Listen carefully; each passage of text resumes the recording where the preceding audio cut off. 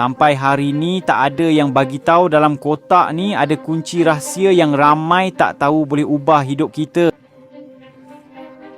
Ambil kunci ni, kemudian telefon anda dan buka laci ni. Di belakang chip ada kod rahsia yang perlu dicatat. Nampak nombor di bawah ni? Kemudian masukkan semula laci tu dan simpan video ni sebab saya tak tahu sampai bila ia ada. Kongsi supaya semua orang tahu. Komen caranya aktif kalau anda sampai di sini, anda takkan menyesal. Sekarang buka pendail telefon dan taip kod terakhir yang anda jumpa pada chip tadi.